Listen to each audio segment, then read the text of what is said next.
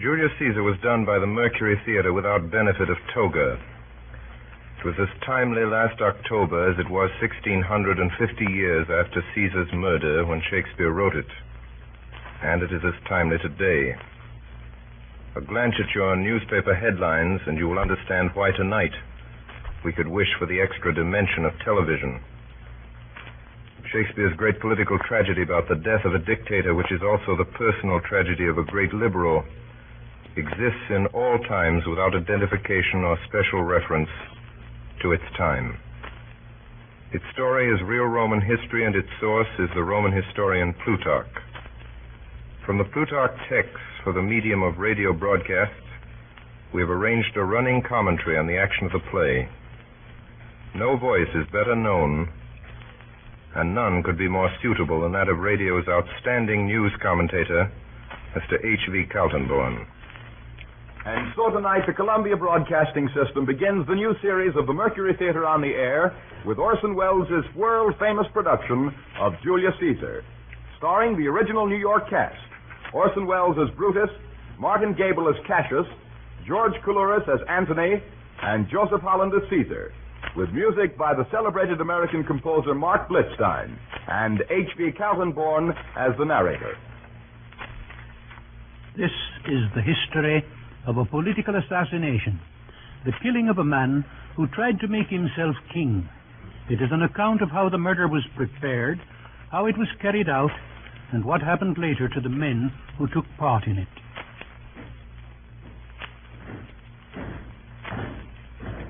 When the Civil War was ended, Caesar was 55. By Pompey's death, he had made himself the most powerful man in the empire. His countrymen, in the hope that the government of a single person would give them time to breathe after so many civil wars and calamities, now made him dictator for life. Honors were conferred upon him which seemed to exceed the limits of ordinary human ambition. This gave offense to those who looked with an evil eye on his position and felt oppressed by his power. A conspiracy was formed against him, headed by Cassius, one of Pompey's generals, whom Caesar had pardoned after the Civil War. But what gave the common people their first quarrel with him was their growing suspicion that he aspired to be king. The 15th of February was a national holiday, and there was a huge gathering of the people. As Caesar went through the streets, a strange voice was heard in the crowd, warning him to prepare for some great danger on the Ides of March. Beware the Ides of March! Did every noise be still? Oh, no.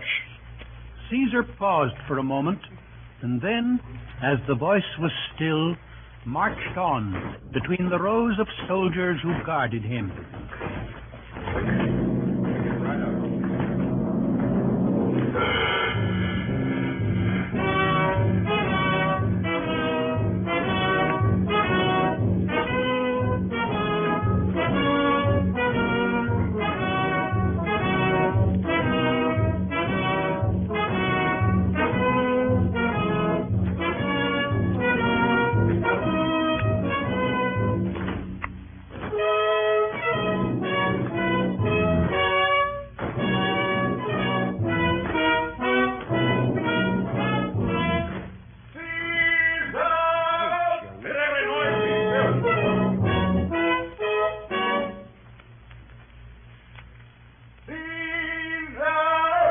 Yet again. Who is it in the throng that calls on me? Mark Antony. Caesar, my lord. I hear a tongue shriller than all the music cry, Caesar. Caesar! Ah, who calls? Speak! Caesar is turned to hear. Beware the Ides of March! What man is it? What sayest thou to me? Speak once again. A soothsayer bids you beware the Ides of March. Set him before me. Let me see his face. Come from the throng. Look upon him, Caesar. He is a dreamer. Let us leave him.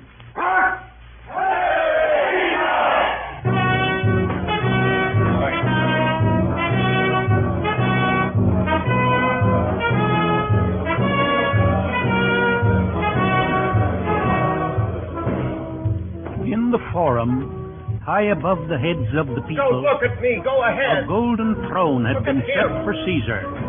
Mark Antony, his friend, was consul at the time. When he came into the forum, the people made way for him.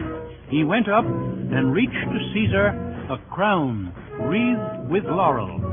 Upon this there was a shout, but only a small one, made by the few who were planted there for that purpose. And when Caesar refused the crown, there was universal applause. Later, Caesar's statues were found with royal diadems on their heads. Marullus and Flavius, two tribunes of the people, went presently and pulled them off. For this Caesar had them arrested. This was the day on which Cassius, the leader of the conspiracy, first came to Brutus, the most honored man in Rome, and tried to enlist his aid. Tell me, good Brutus, Louder. can you see your face? No, Cassius, for the eye sees not itself, but by reflection, by some other thing. It is just, Quieter. and it is very much lamented, Brutus, that you have no such mirrors as will turn your hidden worthiness into your eye, that you might see your shadow. I have heard where many of the best respect in Rome, except immortal Caesar, speaking of Brutus, and groaning underneath this age's yoke, have wished that noble Brutus had his eyes. Into what dangers would you lead me, Cassius? That you would have me seek into myself for that which is not in me. Therefore, good Brutus, be prepared to hear. And since you know you cannot see yourself so well as by reflection, I, your glass, will modestly discover to yourself that of yourself which you yet know not of.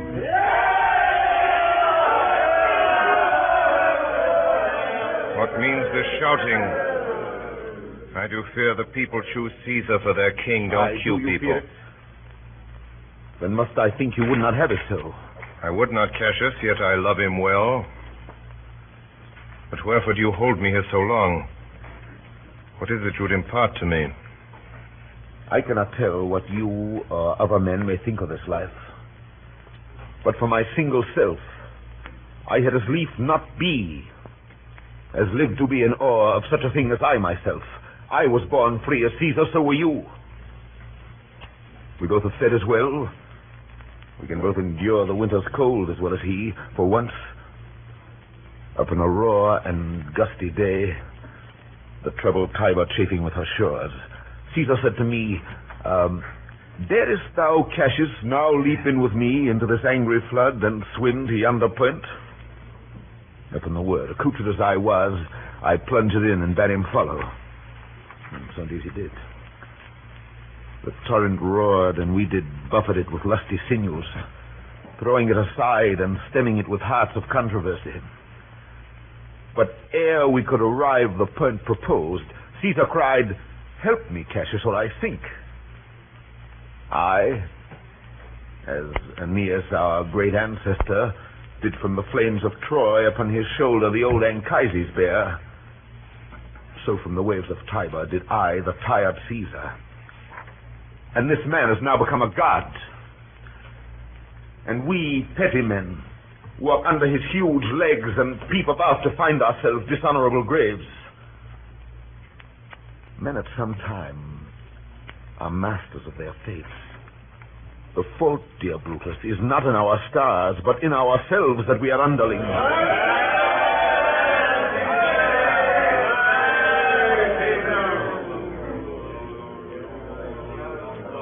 Were you Q people? I'm not running this show. Mr. Kaltenborn. I have no such answer. Keska, would you speak with me? Aye, Keska. Tell us what has chanced today. Why, there was a crown offered Caesar. And being offered him, he put it by with the back of his hand, thus. And then the people fell a-shouting. Who offered him the crown? Why, Antony. Tell us the manner of it. I can as well be hanged to tell the manner of it. I saw Mark Antony offer him a crown. It was not a crown, neither. 'Twas one of these coronets. And as I told you, he put it by once. But for all that, to my thinking, he would fain have had it. Then he offered it to him again. Then he put it by again. But to my thinking, He was very loath to lay his fingers off it. And then he offered it the third time. He put it the third time by. And still as he refused it, the rabblement hooted and clapped their chopped hands, and offered such a deal of stinking breath because Caesar refused the crown that it had almost choked Caesar. For he swooned it and fell down at it. And for mine own part, I durst not laugh, for fear of opening my lips and receiving the bad air. What said he when he came unto himself? He said if he had done or said anything amiss, he desired their worships to think it was his infirmity. 3 or 4 wenches where I stood cried, "Alas, good soul," and forgave him with all their hearts. But there's no heed to be taken of them. If Caesar had stabbed their mothers, they would have done no less. Did Cicero say anything? Aye, he spoke Greek. To what effect? Those that understood him smiled at one another and shook their heads. But for mine own part, it was Greek to me. I could tell you more news, too. Marullus and Flavius, for pulling scarves off Caesar's images, are put to silence. There was more foolery yet, if I could remember it. And so it is. For this time I will leave you. What you have said I will consider. What you have to say I will with patience hear, and find a time both meet to hear and answer such high things. Till then, my noble friend, chew upon this. Brutus had rather be a villager than to repute himself a son of Rome under these hard conditions as this time is like to lay upon us. Farewell, both. Well, Brutus, thou art noble. Yet I see thy honorable metal may be wrought from that it is disposed. Therefore it is meet that noble minds keep ever with their likes. For who so firm that cannot be seduced? If I were Brutus now and he were Cassius, he should not humor me. I will this night, in several hands, in at his windows throw, as if they came from several citizens, writings, all tending to the great opinion that Rome holds of his name, wherein obscurely Caesar's ambition shall be glanced at. And after this, let Caesar seat him sure, for we will shake him, or worse days endure. It is probable that Caesar was not unaware of the conspiracy, for when it was reported to him about that time that Dolabella was in a plot against him, he said he did not fear such fat, luxurious men, but rather the pale, lean fellows, meaning Cassius. Mark Antony. Caesar. Let me have men about me that are fat, sleek-headed men, and such as sleep o' nights. Yon Cassius has a lean and hungry look. Such men as he are never at heart's ease whilst they behold a greater than themselves. And therefore are they very dangerous. Fear him not, Caesar. He is not dangerous. I rather tell thee what is to be feared than what I fear. For always, I am Caesar. No production there.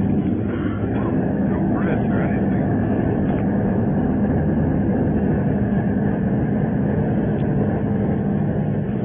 In the weeks before the murder, many strange prodigies and apparitions were observed. As to the lights in the heavens, the noises heard in the night, and the wild birds which perched on the housetops, these are not perhaps worth taking notice of in so great a case as this. But a number of men were seen in the forum, looking as though they were heated through with fire, fighting with each other. A quantity of flame issued from the hand of a soldier's servant, so that they who saw it thought he must be burned, but he had not been hurt. There were fearful storms over the city. The conspiracy continued to spread.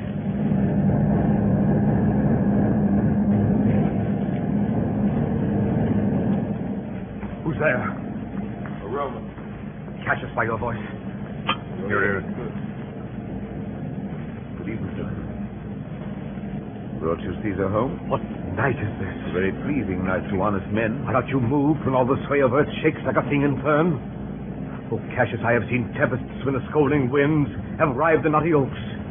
and I have seen the ambitious ocean swell and rage and foam to be exhausted with the threatening clouds. But never till tonight, never till now, did I go through a tempest, dropping fire. I saw you anything more wonderful? Oh, they were drawn upon a heap 100 ghastly women, transformed with their fear, who swore they saw men all in fire walk up and down the streets. And yesterday the bird of night did sit even at noonday upon the marketplace, hooting and shrieking. When these prodigies do so conjointly meet, let not men say, these are their reasons, they are natural. Indeed, it is a strange disposed time. Whoever knew the heavens menace so? Those that have known the earth so full of faults.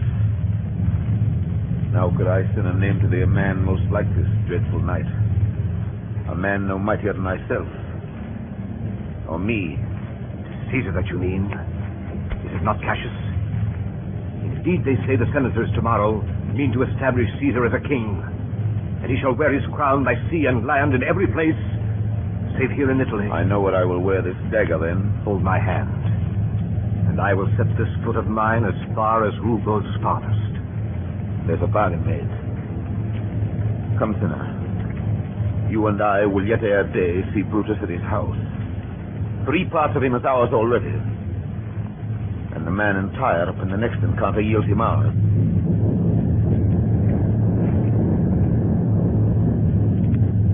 Still Brutus hesitated, and still the conspirators tried to win him to their cause. Letters were placed where he would find them. You are asleep, Brutus. You are no longer Brutus. Brutus, thou sleepst. Awake and see thyself. Shall Rome speak, strike, redress? Brutus, thou sleepst. Awake. Such instigations have been often dropped where I've took them up. Shall Rome... thus must I piece it out. Shall Rome stand under one man's awe? What? Rome? My ancestors did from the streets of Rome the Tarquin drive, when he was called a king. It must be by his death.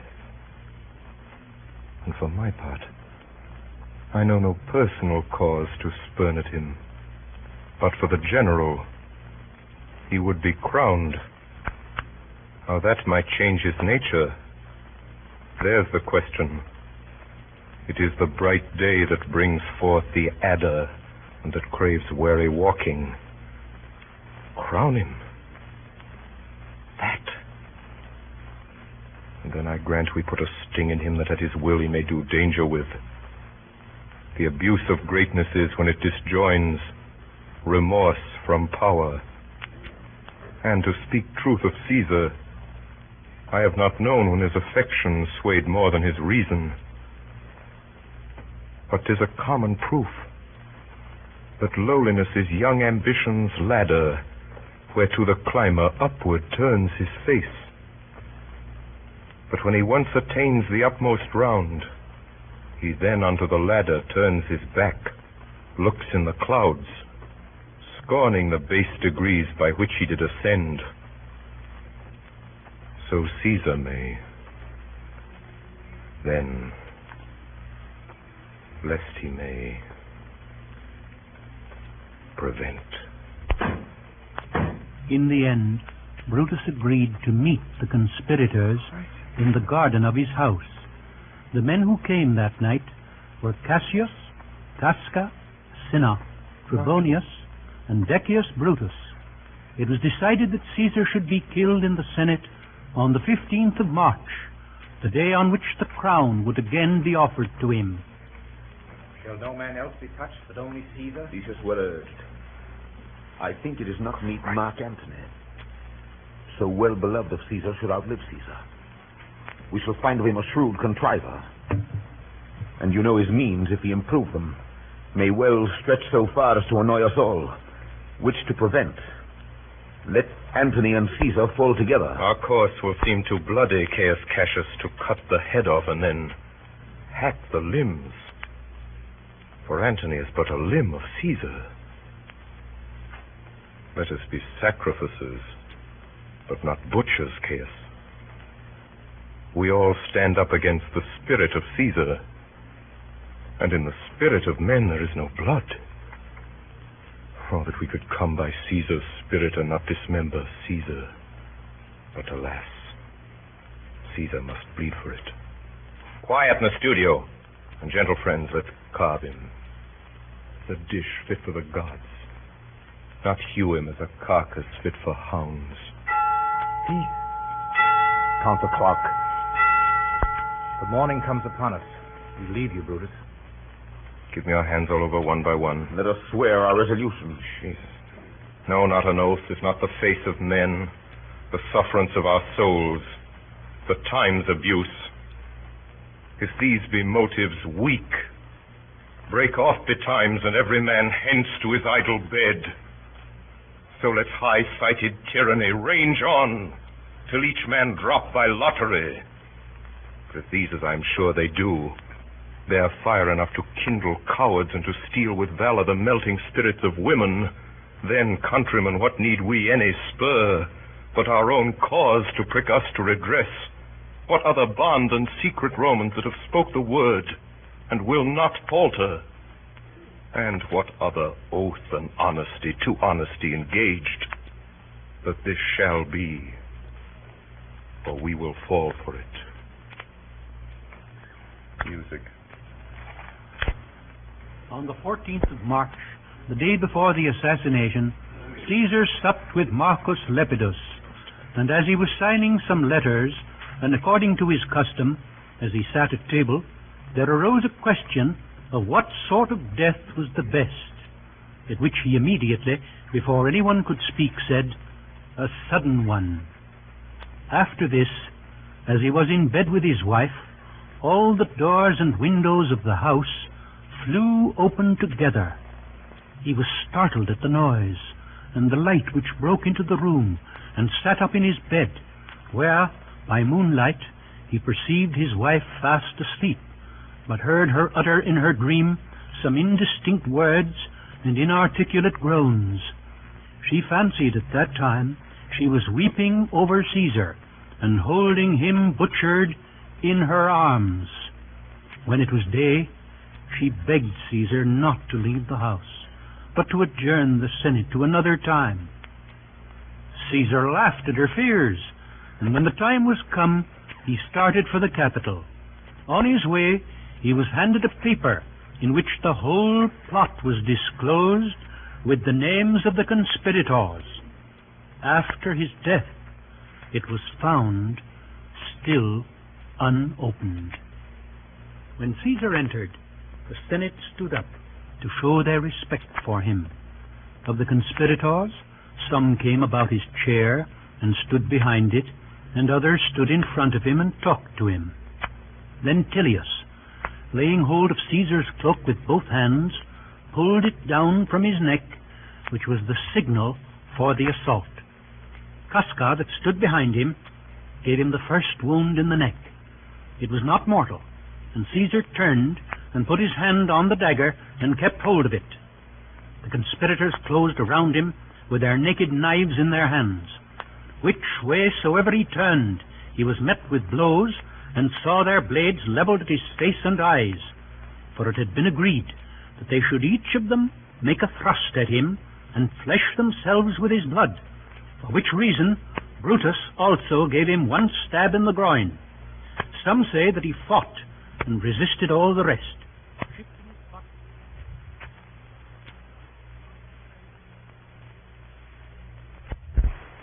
Pleasure. Live 1,000 years, I shall not find myself so apt to die as here by Caesar, and by you cut off, the choice and master spirits of this age. Oh, Antony, beg not your death of us. What compact mean you to have with us? Will you be pricked in the number of our friends? Friends, am I? With you all, and love you all, upon this hope that you shall give me reasons why and wherein Caesar was dangerous. Our reasons are so full of good regard that were you Antony, the son of Caesar, you should be satisfied. That's all I seek. And am moreover suitor that I may produce his body in the marketplace, and in the pulpit, as becomes a friend, speak in the order of his funeral. You shall, Mark Antony. Brutus, a word with you. You know not what you do. Do not consent and Antony speak in his funeral. Know you how much the people may be moved by that which he will utter? By your pardon. I will myself into the pulpit first. Mark Antony, here take you Caesar's body. You shall not in your funeral speech blame us, but speak all good you can devise of Caesar, and say you do it by our permission. Else shall you not have any hand at all about his funeral. You shall speak in the same pulpit whereto I am going, after my speech is ended. Be it so. I do desire no more. Prepare the body, then. Follow us. Then Antony was left alone with the body of the man he loved best and admired most in the world. O mighty Caesar, dost thou lie so low? Are all thy conquests, glories, triumphs, spoils, front to this little measure? That I did love thee, Caesar, O 'tis true. If then thy spirit look upon us now, shall it not grieve thee dearer than thy death to see thy Antony making his peace, shaking the bloody fingers of thy foes? Most noble, in the presence of thy corse, had I as many eyes as thou hast wounds, weeping as fast as they stream forth thy blood, it would become me better than to close in terms of friendship with thine enemies. Oh, pardon me, thou bleeding piece of earth, that I am meek and gentle with these butchers. Thou art the ruins of the noblest man that ever lived in the tide of times. Woe to the hand that shed this costly blood.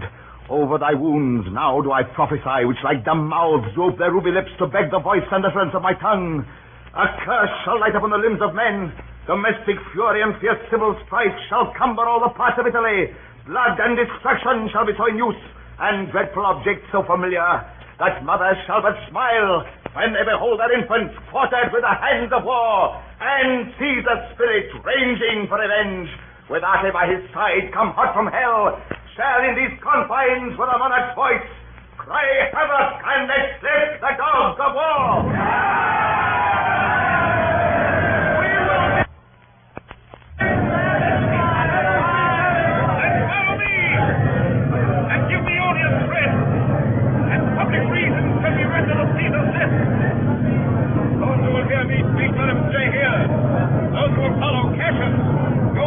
I will hear Brutus. I will hear Cassius and compare their reasons.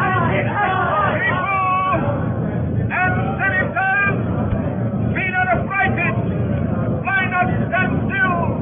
Ambition, that is vain. The noble Brutus is attended. Silence! Then Brutus came down from the Capitol among the crowd and made a speech to the people, who listened without expressing either pleasure or resentment, but showed by their silence that they pitied Caesar and respected Brutus. Be patient. Be patient till the last.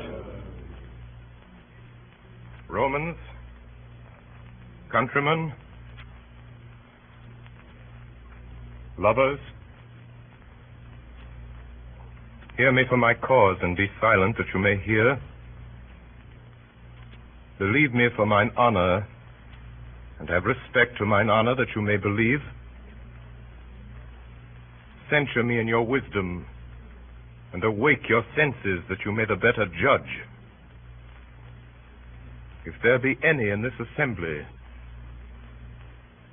any dear friend of Caesar's, to him I say that Brutus's love to Caesar was no less than his. If then that friend demand why Brutus rose against Caesar, this is my answer. Not that I loved Caesar less,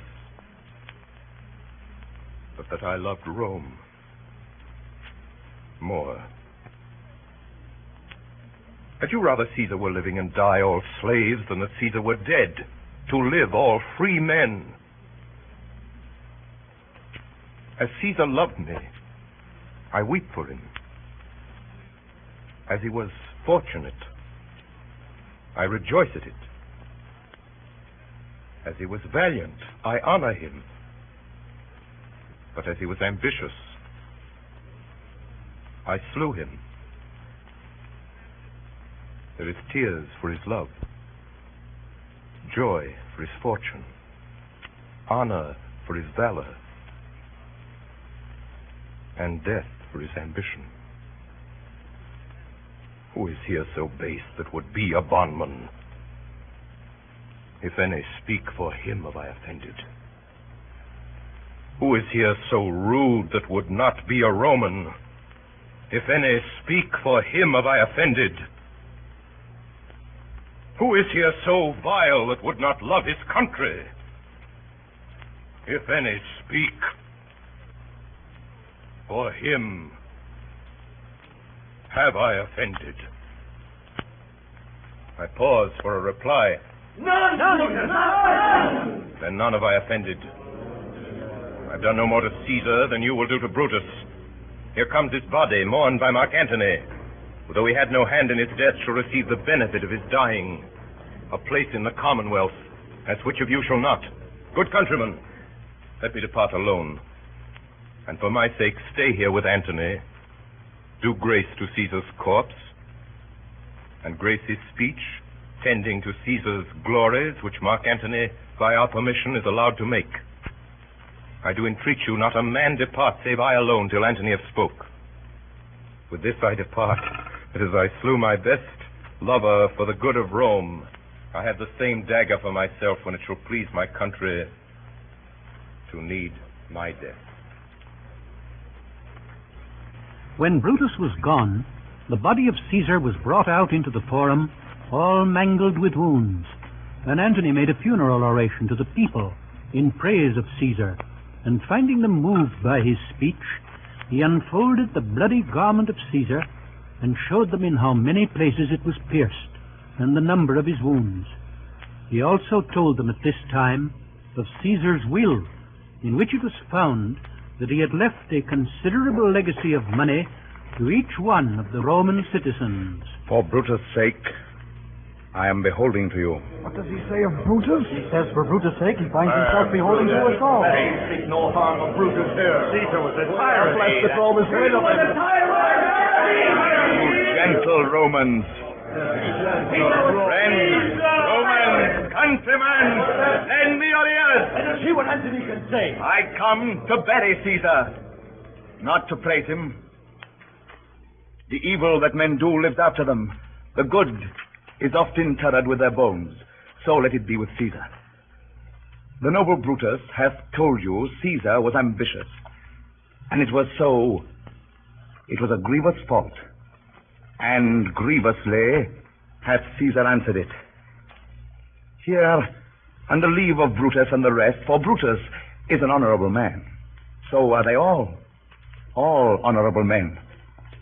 Come I to speak in Caesar's funeral.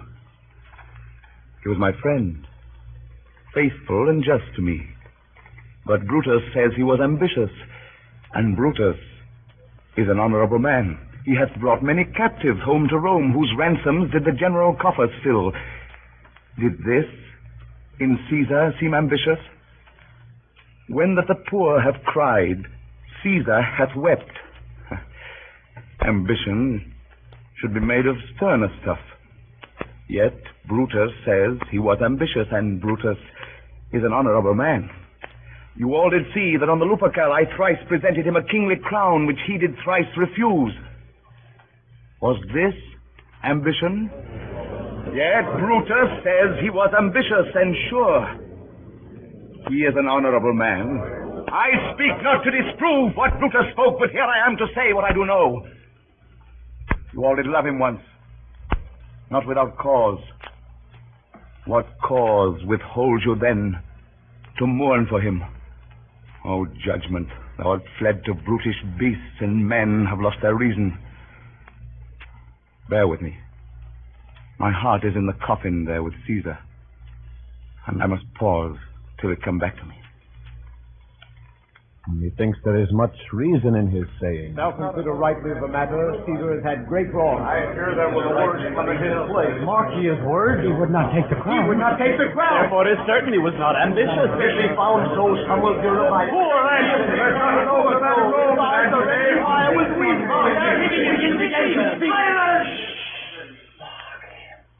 But yesterday, the word of Caesar might have stood against the world. Now lies he there, and none so poor to do him reverence. O masters, if I were disposed to stir your hearts and minds to mutiny and rage, I should do Brutus wrong and Cassius wrong, who, you all know, are honorable men. I will not do them wrong. I rather choose to wrong the dead, to wrong myself and you, than I will wrong such honorable men. But here's a parchment with the seal of Caesar. I found it in his closet. 'Tis his will.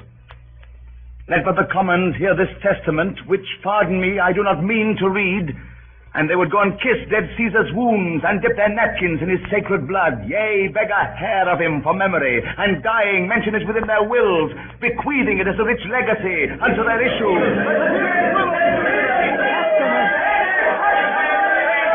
Gentle friends, I must not read it.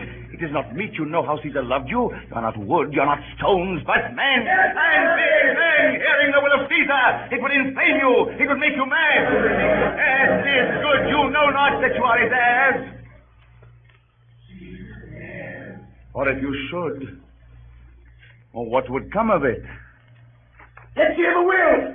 The will. You be patient.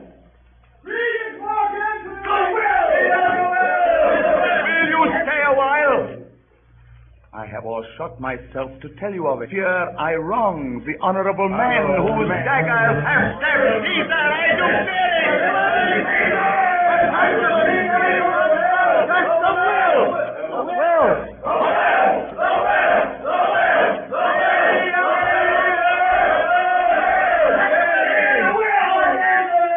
You will compel me then to read the will. Then make a ring about the corpse of Caesar, and let me show you him that made the will. Shall I descend? And will you give me leave? Come down. Descend. You shall have leave. Room for answer. Most noble answer. Silence. A ring. Stand round. Stand from the hearse. Stand back. Room for Antony. Stand back. If you have tears, prepare to shed them now. You all know this mantle. I remember the first time ever Caesar put it on. It was on a summer's evening in his tent. That day he overcame the Nervii. Look, in this place ran Cassius' dagger through. See what a rent the envious Casca made. Through this the well-beloved Brutus stabbed, and as he plucked his cursed steel away, mark how the blood of Caesar followed it as rushing out of doors to be resolved if Brutus so unkindly knocked or no. For Brutus, as you know, was Caesar's angel. Judge, O ye gods, how dearly Caesar loved him. For when the noble Caesar saw him stab, ingratitude, more strong than traitor's arms, quite vanquished him. Then burst his mighty heart, and in his mantle muffling up his face, even at the base of Pompey's statue, which all the while ran blood, great Caesar fell. Oh, what a fall was there, my countrymen. Then I, and you, and all of us fell down, whilst bloody treason flourished over us. Now you weep, and I perceive you feel the dint of pity. These are gracious drops. Kind souls, what, weep you when you but behold our Caesar's vesture wounded? Look you here. Here is himself, marred as you see with traitors.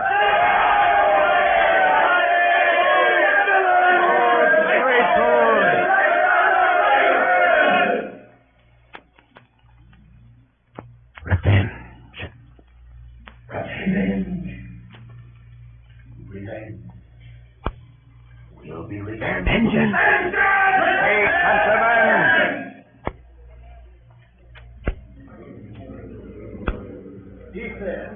Here's the noble Antony. We'll hear him. We'll follow him.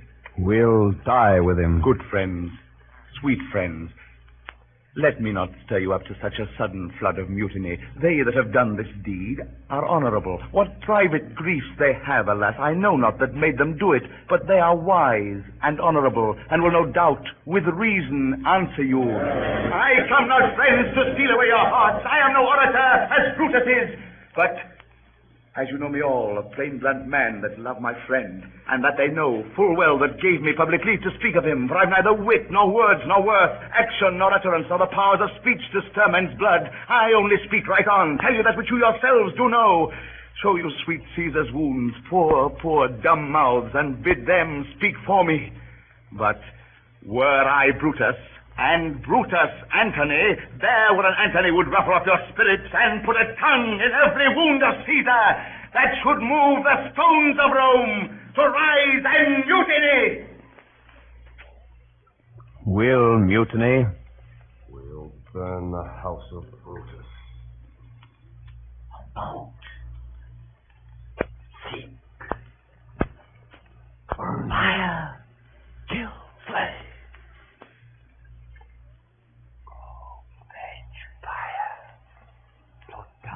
Put down walls. Why, friends, you go to do you know not what. Wherein hath Caesar thus deserved your love? Alas, you know not. I must tell you then. You have forgot the will I told you of. Caesar's will? Yes, the will. And under Caesar's seal, he gives to every Roman citizen, to every several man, 75 birthmen.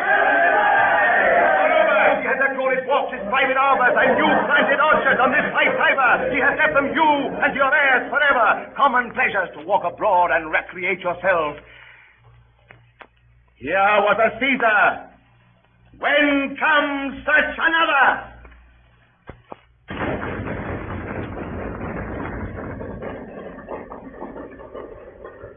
Now let it work. Mischief, thou art afoot. Take thou what course thou wilt. In the streets there was nothing to be seen but confusion. Some cried out to kill the murderers. Others tore away the benches and tables out of the shops round about, and heaping them all together built a great funeral pyre. On this they set the corpse of Caesar and set fire to it. Then they took brands from the pile. Some of them ran to the houses of the conspirators. Others ran up and down the streets to find out the men who had killed Caesar and tear them to pieces. That night Brutus, having said farewell to Portia his wife, left the city with Cassius and their friends. Soon after, there arrived in Rome young Octavius, Caesar's adopted son, who was immediately elected consul. As his first act, he ordered a judicial process to be issued against Brutus and Cassius for having murdered a principal man of the state, holding the highest magistracies of Rome without being heard or condemned. No one appearing for the accusation, the judges were forced to pass sentence and condemn them both. It is reported that when the crier of the tribunal, as the custom was, with a loud voice cried Brutus to appear, the people groaned audibly, and many of the nobler citizens hung down their heads for grief.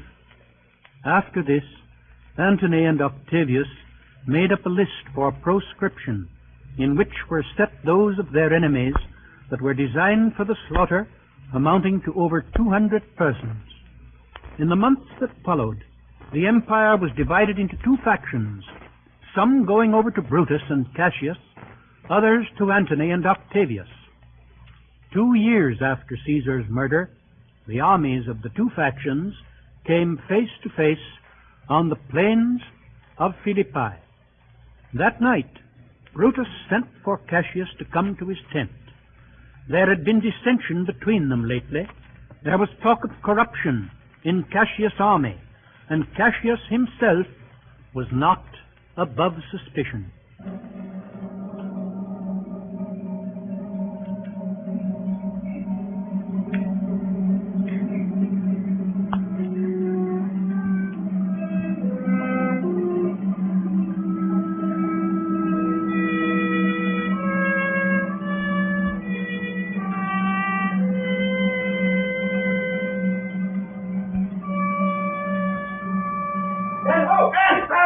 Most noble brother, you've done me wrong. Wrong I mine enemies, that if not so, how should I wrong a brother? That you've wronged me disappear in this. You have condemned and noted Lucius Pella for taking bribes here of the Sardians, wherein my letters playing on his side because I knew the man was slighted up. You wronged yourself to write in such a case. At such a time as this, it is not meet that every nice offense should bear its comment. Let me tell you, Cassius, you yourself are much condemned to have an itching palm, to sell and march your officers for gold to undeserved. Aye, an itching palm. You know that you're Brutus that speaks this, or by the God this speech, what else you're last. The name of Cassius honors this corruption and chastisement that ever hide its head. Chastisement? Remember March. The Ides of March, remember. Did not great Julius bleed for justice' sake? What villain touched his body that did stab? And not for justice. What? Shall one of us that struck the foremost man of all this world but for supporting robbers, shall we now contaminate our fingers with base bribes and sell the mighty space of our large honors for so much trash as may be grasped thus? I'd rather be a dog and bay the moon than such a Roman.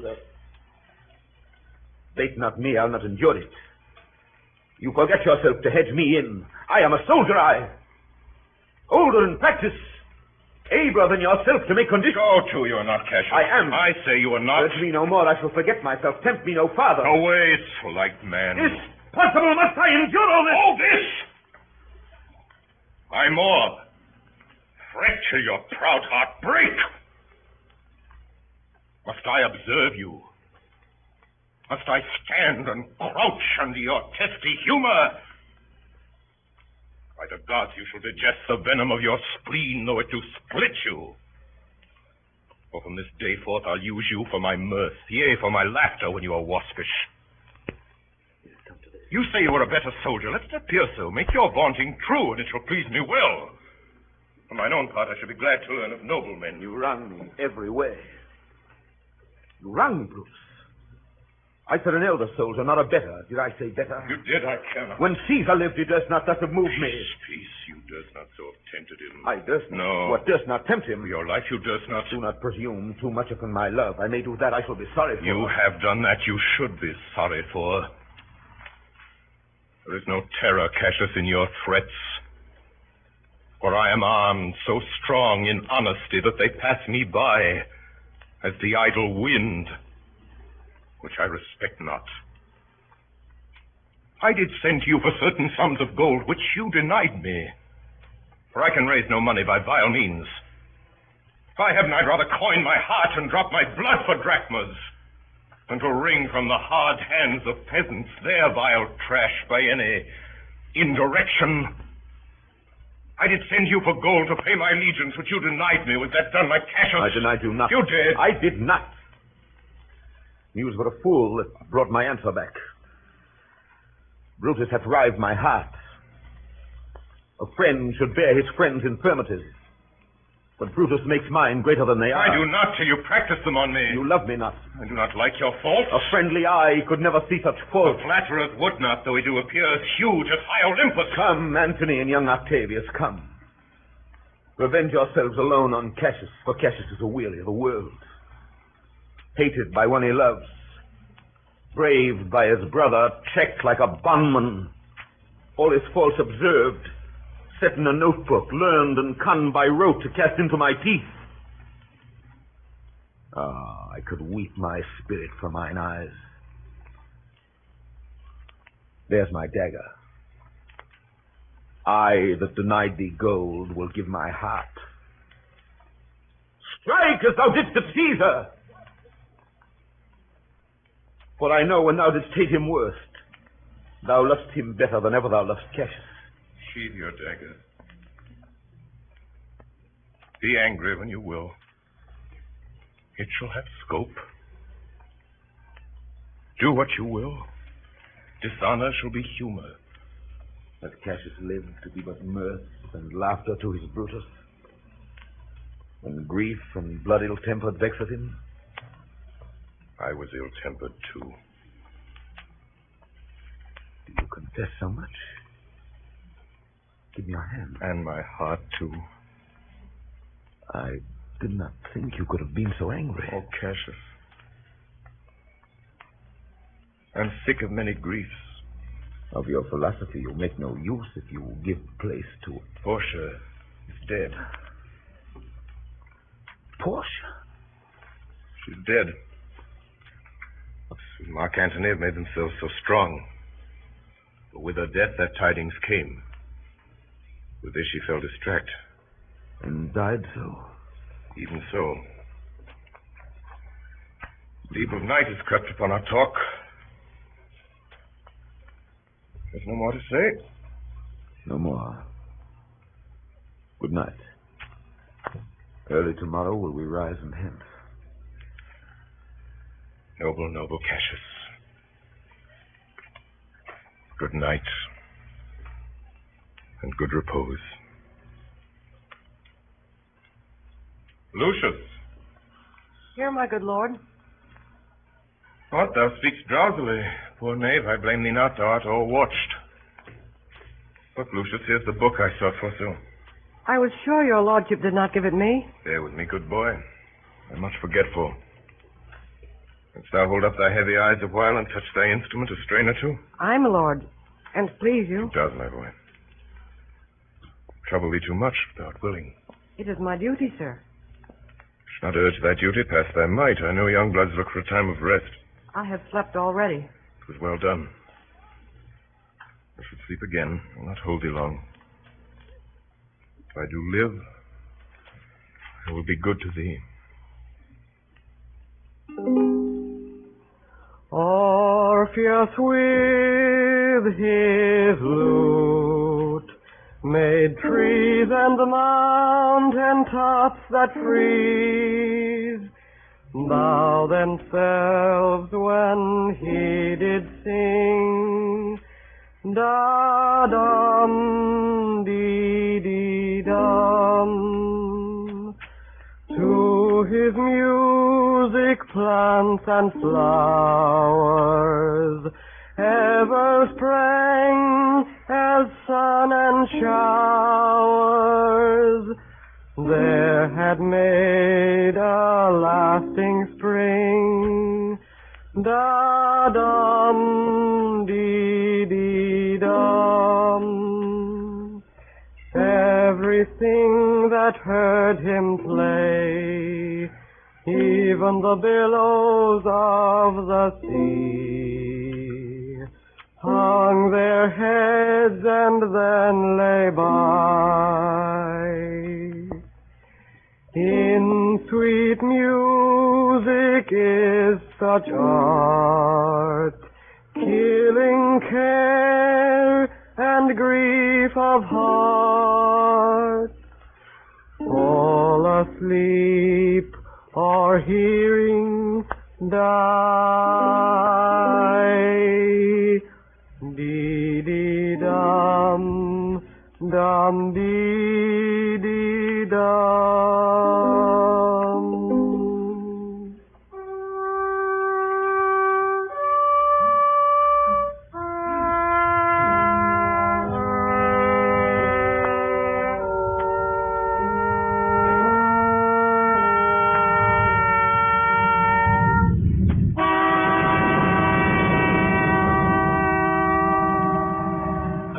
The advice of Cassius, Brutus resolved to meet the enemy on the plain of Philippi. Never had two such large Roman armies come together to engage each other. That of Brutus was somewhat less in number than that of Antony, but in the splendor of the men's arms and the richness of their equipage wonderfully exceeded, for most of their arms were of gold and silver, which Brutus had lavishly bestowed upon them. There is a story that immediately before the battle, two eagles falling upon each other fought in the space between the two armies, that the whole field kept incredible silence, and all were intent upon the spectacle, until at last that which was on Brutus' side yielded and fled. As soon as it was morning, the signal of battle, the scarlet coat, was sent out in Brutus and Cassius' camps, and the two friends met for the last time in the middle space between their two armies.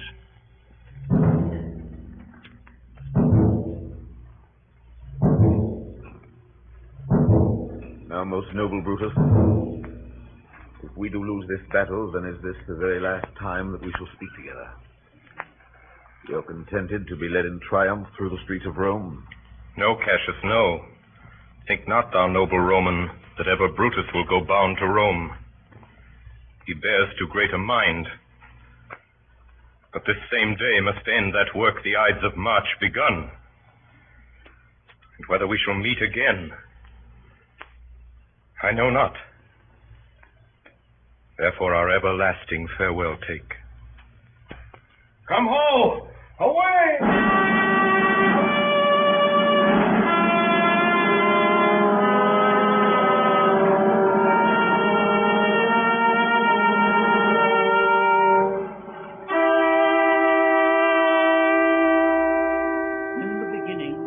The tide of battle was with Brutus. The right wing which he commanded drove back their opponents with great slaughter. Then they fell upon that part of Octavius' army which was exposed and separated, and pursued them toward the sea. During this time, however, Cassius, with the main body of the army, was retreating before the attack of Antony. Expecting Brutus to come to his aid, and acting by delay and expectation, rather than boldly and with a clear purpose, soon Cassius saw his whole army begin to give way. He did as much as ever he could to hinder their flight and bring them back, and snatching a flag out of the hand of one that fled, he stuck it at his feet and begged them to stand with him and fight. When he found that he could not even keep his own personal guard together, Cassius retired to an empty tent, taking along with him only Pindarus, one of his freemen, and pulling his cloak over his head, he made his neck bare and held it forth to Pindarus, commanding him to strike. Cassius' head was found severed from his body, and beside it was found the same knife with which he had stabbed Caesar in the Senate house.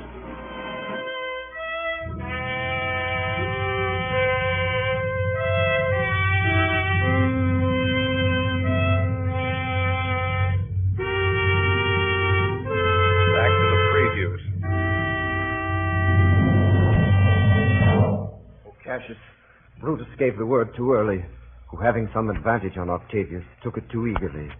His soldiers fell to spoil, whilst we by Antony are all enclosed. This day I breathe it first. Time is come round, and where I did begin, there shall I end. My life is run its compass. Come hither, Sirrah. And with this good sword that ran through Caesar's bowels, search this bosom. Stand not to answer. Here, take from the hilt. And when my face is covered, as 'tis now, guide thou the sword. Caesar, thou art revenged, even with the sword that killed thee.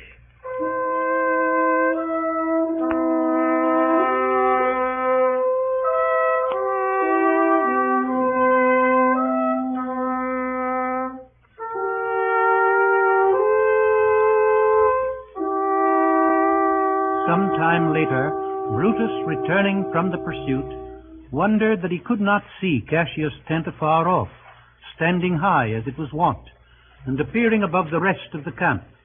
Then, for the first time, he suspected the defeat of Cassius, and made haste to him. He heard nothing of his death until he came to the camp. Where Messala does his body lie? Lo, yonder, he is slain. The last of all the Romans. Fare thee well. 'Tis impossible that ever Rome should breed thy fellow. Friends, I owe more tears to this dead man, then you shall see me pay. I shall find time, Cassius. I shall find time. Oh, Julius Caesar, thou art mighty yet. Thy spirit walks abroad and turns our swords in our own proper entrails. Statilius showed the torchlight, but the Lord, he came not back. He's or ta'en or slain. Slaying is the word. It is a deed in fashion. Come hither, good Volumnius. List a word. What says, my lord? Why this, Volumnius? The ghost of Caesar had appeared to me 2 several times by night. At Sardis once, and this last night here in Philippi Fields. I know my hour has come. Not so, my lord. Nay, I'm sure it is, Volumnius. Thou knowest that we two went to school together. Even for that our love of old, I pray thee, hold thou my sword hilts, whilst I run on it. That's not an office for a friend, my lord. Fly, my lord. There's no tarrying here. Farewell to you, and you, and you, Volumnius. Strato, thou hast been all this while asleep. Farewell to thee too, Strato. Countrymen, my heart doth joy that yet in all my life I found no man but he was true to me. I shall have glory by this losing day, more than Octavius and Mark Antony by this vile conquest shall attain unto. So fare you well at once, for Brutus' tongue hath almost ended his life's history. Night hangs upon mine eyes, my bones would rest that have but labored to attain this hour. Fly, my lord, fly. Hence I will follow. For Christ's sake, I prithee, Strato, hold thy lord. Thou art a fellow of good respect. Thy life hath had some smatch of honor in it. Hold then my sword. Turn away thy face. I do run on it. Wilt thou, Strato? Give me your hand, sir. Fare you well, my lord. Farewell, good Strato. Caesar, now be still. I killed not thee with half so good a will.